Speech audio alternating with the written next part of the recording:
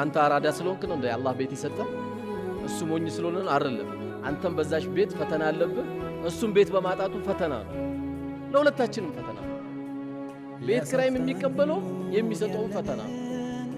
ስለዚህ ጸጋችንም ስናወራ ቀልባቸው በተለያየ ፍላጎት የተሰበሩ ወንድሞቻችን ጋር ስንመጣ ጥንቃቄ ያስፈልጋል እንዳይሰበሩ በበለጠ ይጨነቃል አሁን አንተ የነገርከው ኢንፎርሜሽን ስብር ነው የሚያረቀው በቃ ስለዚህ ስናወራም እየተጠነቀቀ የግድ አምጥተ ለመስጊድ ሰው ቤት አከፋፈል ምሳን ባንለ አላህ ሁለት ሶስት ቤት ከሰጠ ታናሽ ወንድም ሰጠው ታላቅ ወንድም ሰጠው ባሏ ተቸግሮ ከሆነ እህትን ይወሰደው ባል ካለ ወላሂ ሰጠው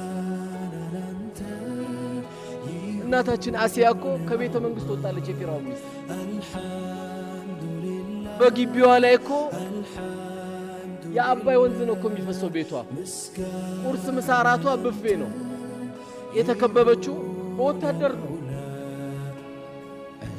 ነገር ግን የፊራውንን ቆሻሻነት ስላወቀች እሱን አቅፎ መተኛት አልፈለገች ኢማናየ